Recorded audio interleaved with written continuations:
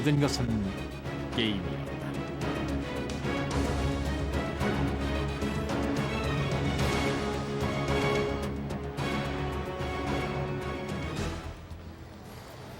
엉뚱한 질문을 던져보기로 했다. 우린 과연 군대를 어떻게 생각하고 있는 건가? 근데요? 가기 싫은데요. 가고 싶진 않죠. 어쩔 수 없이 가는 거죠. 군대 갔다 와야 진짜 남자가 되잖아요.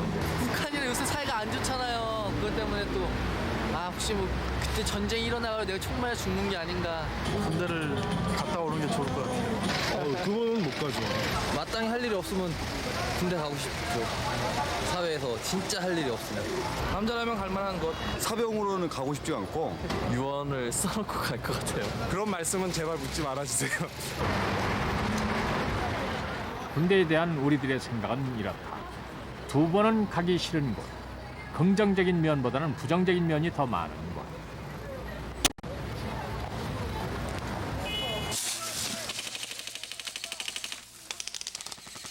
그러나 여기 그 군대가 좋다는 사람들이 있다.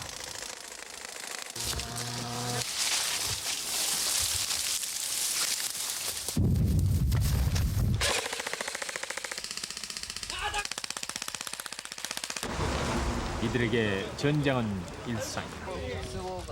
모여 앉았다 하면 하는 이야기도 전쟁 이야기뿐.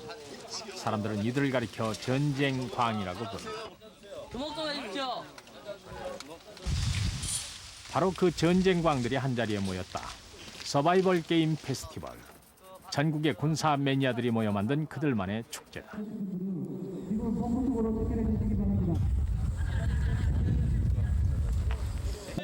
한국전에 참전했던 미군 군복.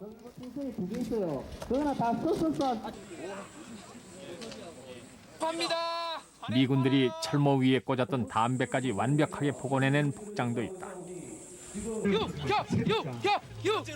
너무도 익숙한 옷. 한국 남자라면 누구나 한 번씩은 입어봤던 옷. 바로 훈련병 옷이다. 옷도 옷이지만 표정의 재현이 완벽하다.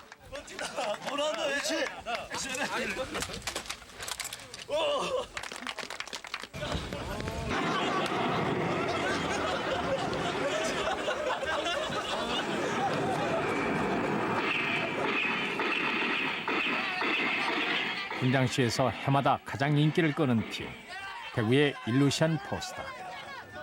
특히 이 팀은 팀 전체가 베트남전을 연구하는 팀으로도 알려져 있는데 역시 오늘도 베트남전을 다룬 영화의 한 장면을 선택했다.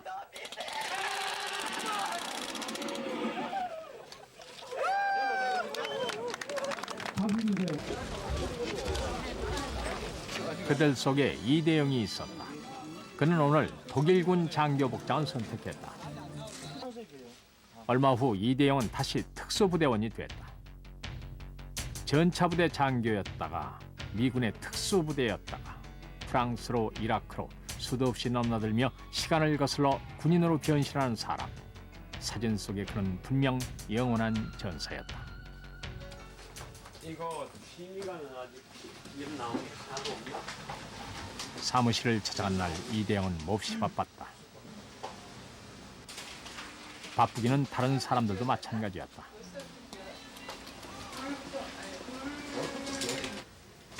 이대영은 이곳에서 발행되는 잡지의 편집장이다. 그가 보는 자료는 모두 군사 자료. 그는 1년 12달 하루 24시간 언제나 이 군사 자료들에 파묻혀 산다. 편집장인 그가 쓰는 원고도 모두 군사 관련 기사들 뿐이다.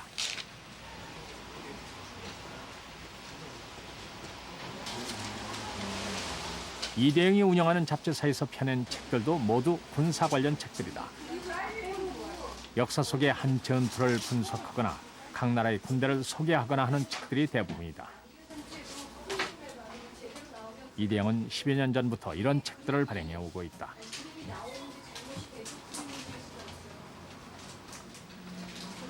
솔직히 말씀드려가지고 세상성, 사업성을 그렇게 민감하게 생각해 본 적은 없고 무슨 과학적인 마케팅 리서치도 해본 적이 없어요. 단지 내가 좋아하니까 나하고 비슷한 취미를 가진 사람들이 그냥 있지 않겠나라는 정도만 생각을 했고 안 되면 할 수 없었던 거죠, 사실은. 좋아서 시작한 일이 이제는 아예 직업이 돼버렸지만 이렇게 되기까지 웃지 못할 사연도 많았다. 돈 들어간 거는 한 번도 생각을 안 해보았는데 제가 신혼 초에 직장 생활을 할 적에 그때도 뭐 한 푼이 생기면 책 사고 두 푼이 생기면 책 샀으니까 정확한 가격이나 이건 기억도 못 하니까 그냥 대충 이거 한 권에 10,000원 잡고 대충 얼마나 될까 이거 꼽아보니까 그때 한 1,300만 원 되더라고요. 그때 산 집이 얼마짜리냐 하면 1,150만 원짜리였어요. 그런데 모릅니다, 집사람은. 그거 알았으면 아마 그 책값의 진실을 알았으면. 이제는 직업이 되어버렸으니 그 시절 월급 봉투를 축내가며 해야 했던 일들도 이제는 합법화된 셈이다. 가족들에 대한 미안함도 많이 줄었다. 풍족하진 않지만 어떻든 이대영은 지금 이 일로 먹고 산다.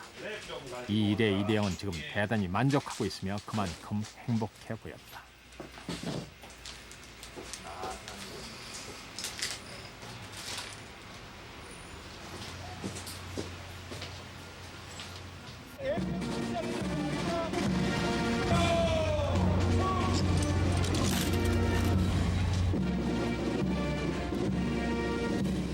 (12개국의) 외국 군함과 국내 군함들이 한자리에 모였다. 이 행사는 한마디로 얘기하자면 국민들 앞에서 각종 군함들을 보여주며 우리 이렇게 잘 훈련하고 있습니다 하며 자랑을 하는 그런 행사다.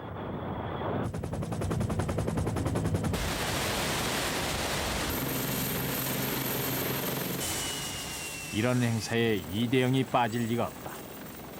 우리나라에선 처음으로 열리는 관함식이고 또한 이런 기회가 아니라면 군 장비를 직접 볼 수 있는 기회도 흔치 않기 때문이다.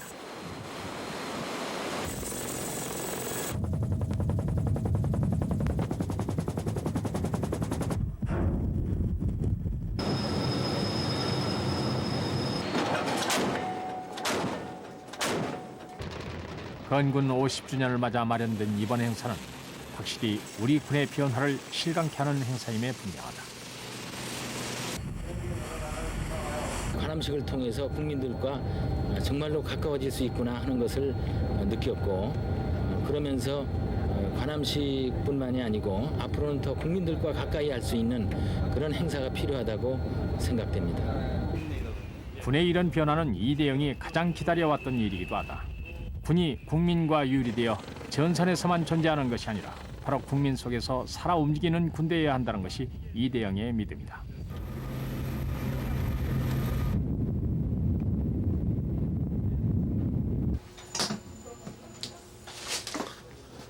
이대영은 관함식 소식을 이번 달 플래툰의 특집 기사로 결정했다. 이곳에서 이대영은 취재 기자이자 사진 기자며 동시에 편집장이다. 물론 5명의 기자가 더 있지만 언제나 이대영이 가장 많은 기사를 쓰고 있다. 이대영은 그만큼 할 말도 많고 쓰고 싶은 기사도 많다. 저기 헬리콥터 사진. 이거 헬리콥터 사진. 이거 크게 안. 관함식 기사 원고를 마감시키고 나자 그제서야 이대영의 발걸음이 좀 느긋해졌다. 이게 좀 그중 이대영은 대단한 군복 수집가다. 이 군복 한 벌마다에는 그 나라의 풍토와 역사 그리고 민족 정신까지도 담겨 있다고 한다. 이 한 벌의 군복은 이대영이 세상을 이해하는 하나의 창구와도 같다. 이것도 역시 독일 겁니다. 이건 같네요.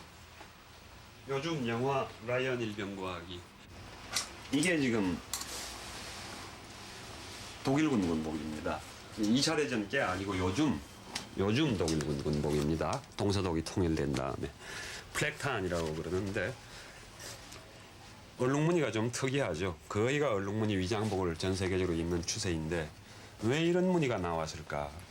독일의 풍토라는 것이 독일의 산의 색깔이라고 모양이라는 것이 기차를 타고 지나가면서 이렇게 보면 영락없이 이색입니다. 독일군은 해외 파병이 금지되어 있습니다. 평화헌법, 2차 대전 끝난 평화헌법은. 자기네는 외국 갈 일이 없어요. 독일군은. 독일 안에서만 싸우면 되는 겁니다. 그러니까 자기네 환경, 자기네 독일 국내 환경에 가장 적합한 옷이면 되는 거예요. 그래서 보면은 독일의 숯불과 똑같은 색깔이 나오는 거, 요런 거. 그 다음에 거기 반해서 여기는 없습니다만 미군 군복 같은 경우에는 우드랜드라고 하는데 그거는 컴퓨터가 디자인한 옷이거든요. 무늬 자체를, 위장 무늬 자체를. 전 세계 환경이나 야외 환경의 색깔, 계절 요거를 입력을 시킨 다음에 공통 추출되는 것. 뛰어나지는 않더라도 세계 어디서나 어느 어떤 환경에서도 무난한 위장 효과를 발휘하는 옷. 요 표준치를 추출해 만든 거거든요. 그거는 뭐를 말하느냐. 미군이 안 가는 데가 어디 있습니까? 각기 환경에 맞는 옷을 수십 벌을 만들 수는 없다고요. 거기서 뭐 세계의 경찰, 미군의 일면을 엿볼 수가 있죠. 한국 군복의 발전 단계라는 게 딴 거 아무것도 없고 항상 미군을 뒤따라왔거든요. 줄곧. 미군이 바뀌면 곧 바뀌었어요. 미군을 통해서 실전에 효과가 입증한 걸 그대로 채용한다. 나름대로 현명한 면이 없는 건 아닌데 이런 얘기를 들은 적이 있어요. 우리 상록수 부대 예전에 소말리아 파병되던 병력들이 입었던 복장이라는 게 그대로 미군 사막 위장복. 미군이 그걸 입고 갔으니까 똑같은 패턴을 우리도 똑같이 만들어 입고 갔지 않습니까? 가가지고 근데 그 나라에서 미군이라는 게 별로 인기가 좋지를 않은 모양이더구만요. 그런데 우리 상록수부대 장병들 얼마나 참 국위선양하고 왔습니까?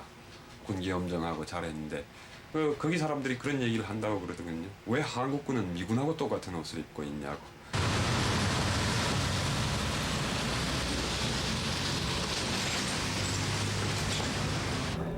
이대영의 관심은 역사 속의 유물들에만 있는 것이 아니다. 현재 사용되는 현대의 무기. 이곳에서는 그 총을 직접 만져볼 수가 있다. 이거 제대로 맞을까 모르겠다. 총은 좋은 총인데 아마 캄보디아에서 썼으면은. 캄보디아제입니다. 캄보디아제. 아니에요, 체코제예요. 이건 미국에서 라이센스 생산한 건 모양인데요. 이태리제 오리지널보다는 조금 정밀도가 떨어진다는 얘기가 있어요. 38 스페셜. 이대영의 군사 지식은 거의 전문가 수준. 이 한 자루의 총에도 군복과 마찬가지로 수많은 역사와 얘기들이 담겨 있다. 직접 만져볼 수 있다는 것은 좀 더 그 역사에 다가서는 일이기도 하다. 표적지입니까? 네.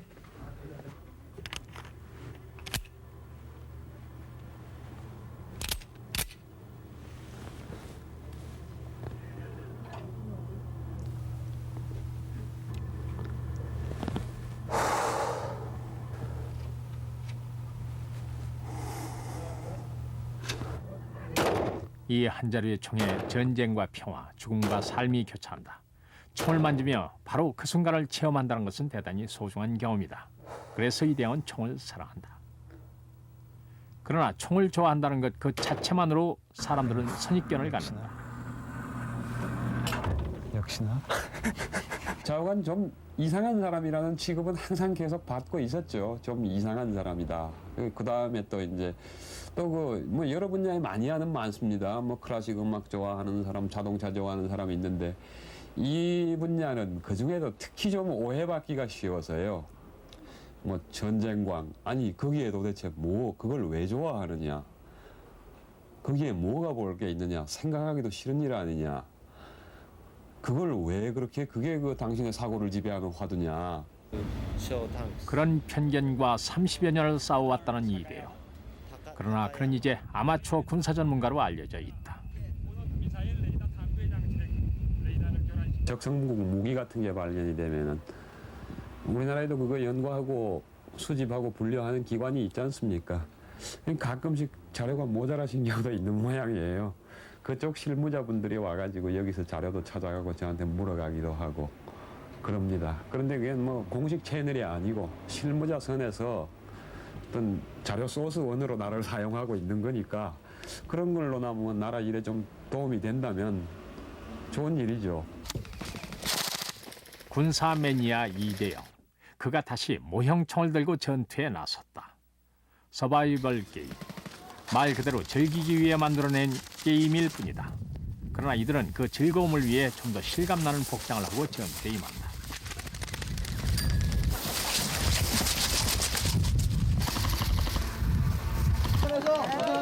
모든 군사 매니아들이 이 서바이벌 게임을 즐기는 것은 아니다. 그러나 서바이벌 게이머는 가장 대표적인 군사 매니아 집단으로 군사 매니아 분야 중 그 숫자도 가장 많다.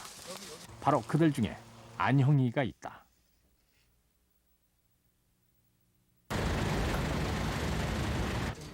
안영희의 직장은 컴퓨터 회사.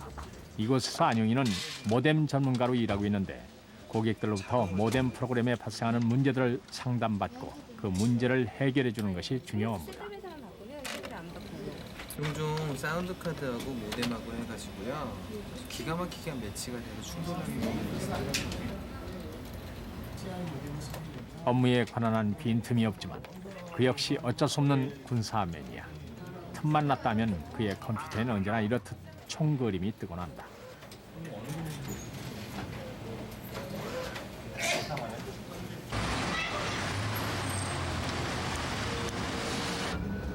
회사가 끝나자마자 안영희가 찾아온 곳. 방배동에 자리 잡고 있는 밀리터리 샵이다. 안녕하세요. 네, 고맙습니다. 이곳에서는 군사 관련 물품들을 판매하고 있다. 주로 매니아들이 찾지만 일반인 고객들도 많다고 한다. 자기 형 생각에 패치를 어떤 걸 달면 제일 이쁠까? 글쎄 뭘 달지? 서바이벌 매니아들은 복장을 갖출 때 문양 하나까지도 대단히 신경을 쓰며 자신만의 멋을 추구한다. 어때? 올 드디어. 나 이거 페스티벌 때 입고 가려고. 한번 입어볼까? 며칠 후로 다가온 페스티벌에 입고 갈 옷으로 안영희는 미국 특수경찰인 스와트의 복장을 선택했다.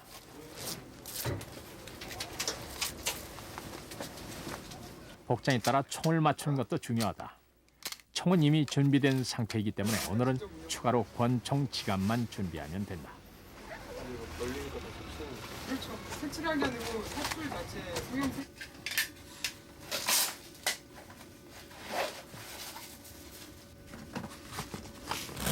집에 돌아오면 총을 손질하는 것이 안영희의 일이다.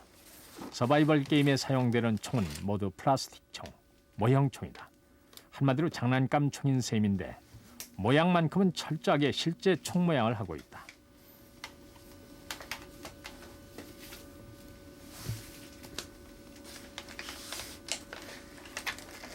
실제로야 어떻든 그 총을 들고 있는 순간만큼은 안영희의 마음도 실전에 임하는 병사와 조금도 다르지 않다.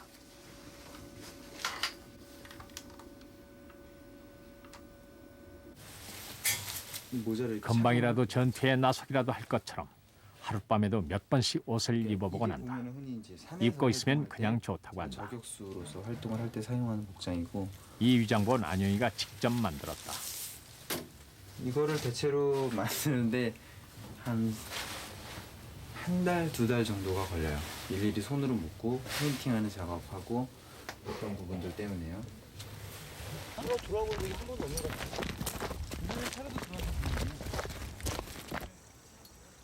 토요일 오후 페스티벌을 앞두고 안영희 팀이 연습 게임에 나섰다. 어찌 보면 결전을 앞두고 치러지는 마지막 훈련인 셈인데 벌써 상대팀은 도착해 있었다.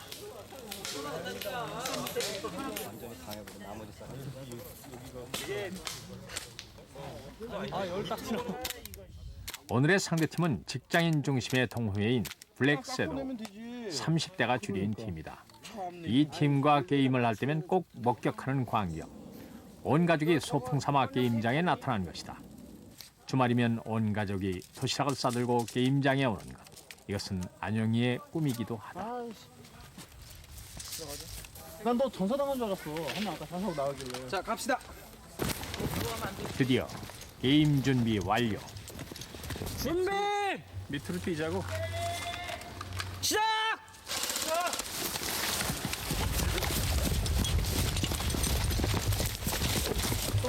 뭐야, 벌써 날라와? 서바이벌 게임은 양편으로 나뉘어 서로 상대방을 공격하는 게임이다. 산악전투이기 때문에 그만큼 운동량도 대단히 많다.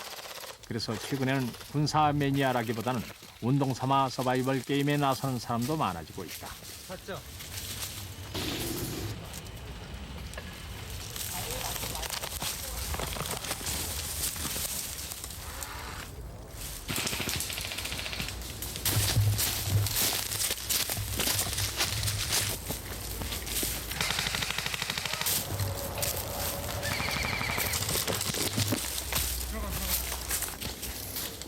이들이 사용하는 총알은 비비탄이라는 콩알만한 플라스틱 총알로 맞으면 따끔할 정도.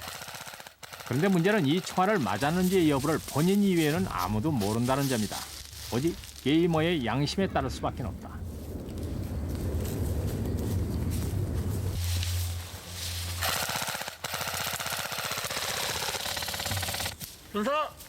총알을 맞으면 즉각 이렇게 전사를 외치고 전투장을 빠져나와야 한다. 이것이 게임에 임하는 가장 기본 예의이자 규율이다.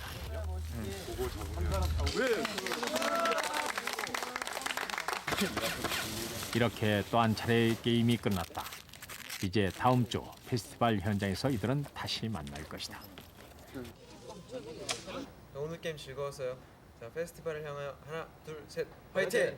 주말마다 산악 전투를 하며 자신들만의 문화를 만들어가고 있는 군사 매니아들. 이들의 문화를 과연 어떻게 해석해야 할까?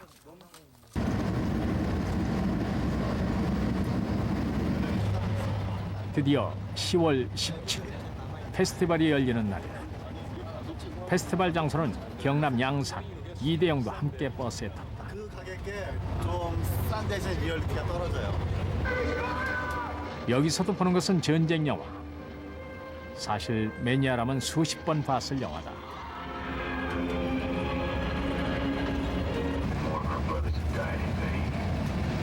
본부석에 가셔갖고 접수 상황 확인하시고 그 다음에 숙소 배정받아서 숙소 가서 짐을 푸십시오. 토요일 업무를 마치고 오후에야 출발들을 하다 보니 접수 창구는 밤이 돼서야 붐비기 시작했다.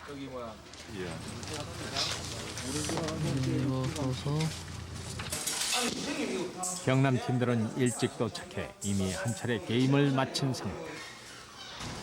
서울에서 금방 도착한 게이머는 도착하자마자 대뜸 완전 군장부터 꾸리고 본다.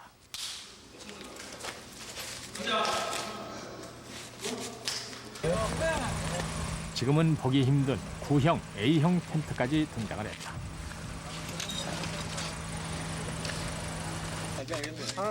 언제 그렇게들 갈아입었는지 밥도 먹는 둥 마는 둥 어느새 완전 군장을 하고는 하나둘씩 운동장으로 모여든다.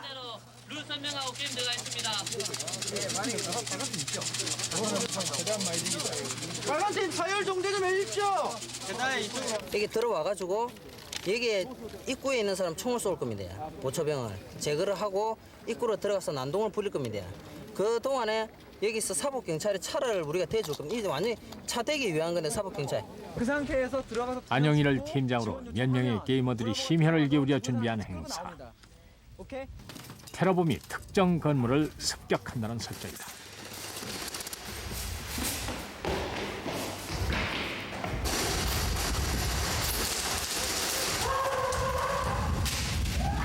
테러범들은 일단 건물을 접수하는 데 성공했다.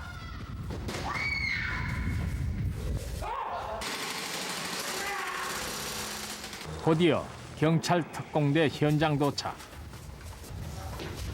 다급해진 테러범들은 인질극을 벌이기 시작했다.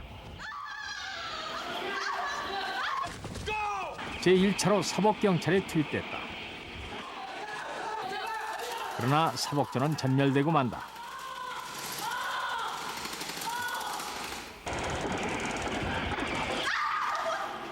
인질로 잡힌 게이머의 연기는 완벽에 가깝다.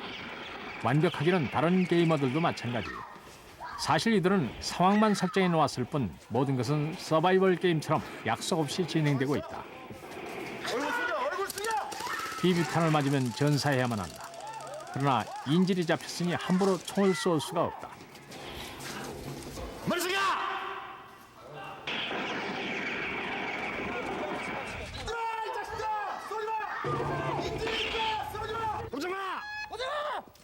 우리의 요구 조건을 이야기하겠다. 앞집 만화방에 5,300을 빌린 거 있다.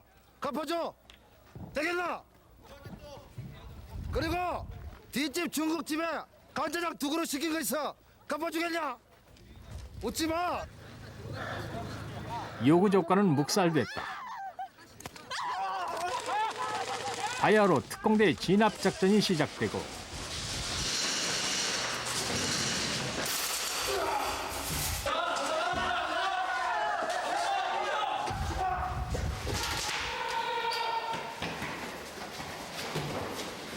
게임 종료. 게임 종료.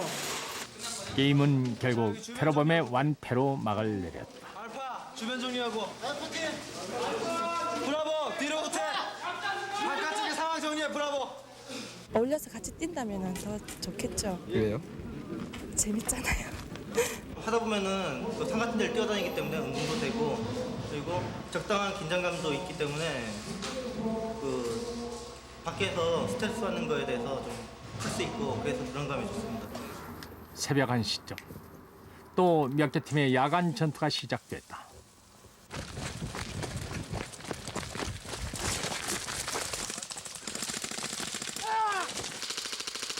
이들이 쏘아대는 비비탄 소리는 밤이 새도록 그치지 않고 들려왔다.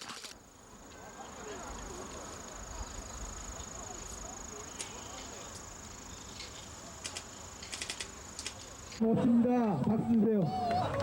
다음 날 오전 페스티벌의 하이라이트 군장쇼가 시작됐다. 군장쇼는 게이머들이 특정 부대의 복장이나 특정 전투를 재현하는 것이다. 그런데 이번에 무대에 오른 팀은 바로 플래툰의 기자들.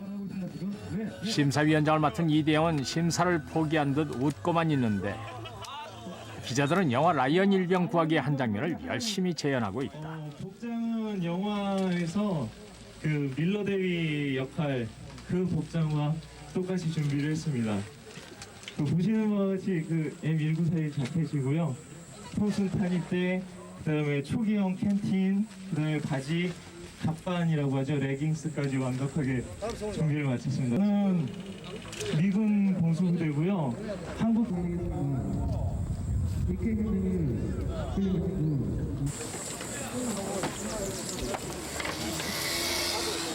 행사 기간 내내 한켠에서는 벼룩시장이 열리고 있다. 군사 물품을 판매하는 것인데 사실은 물물 교환도 활발하게 이루어진다.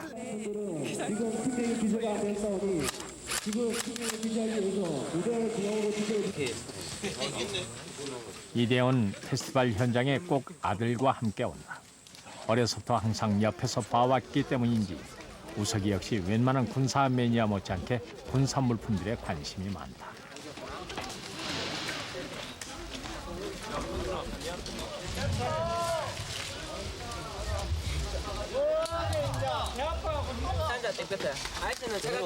드디어 총력전의 시간이 다가왔다.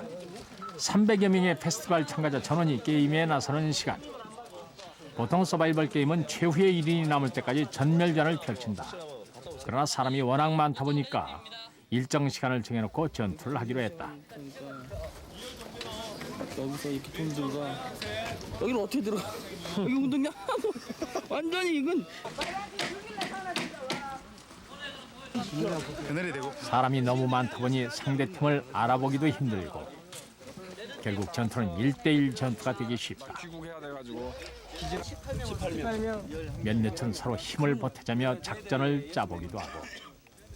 거기서 지금 현재 지도가 지금 안 나와 있는데 원래 지금 당초 계획대로 하려면은 지도를 가지고 거기서 지도를 충분히 숙지하셔야 되면 아마 좀 여기서 난전이 이대영도 어느새 전투복으로 갈아입었다.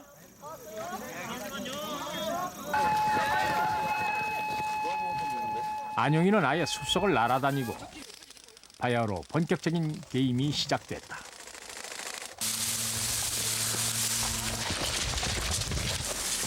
왼쪽에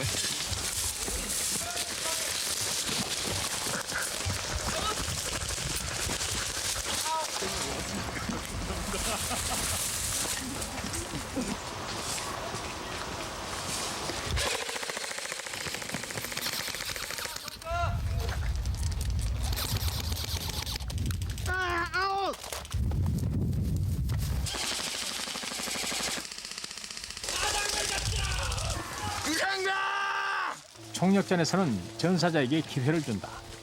한 번 전사하면 팔이나 다리에 붕대를 감고, 2번 전사하면 머리에 감고, 3번 전사하면 부목을 짚어야 한다.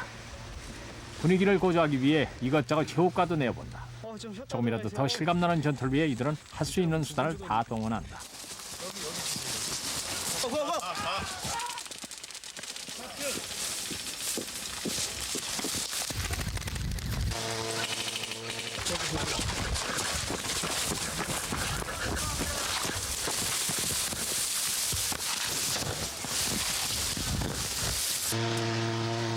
서바이벌 게임은 하나의 병정놀이다.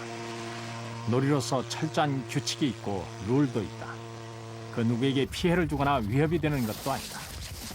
그런데 이들이 가지고 노는 장난감의 모양이 총 모양을 하고 있다는 그 이유 하나만으로 이들이 전쟁 광으로 불리는 것은 분명 너무 부당한 일이다.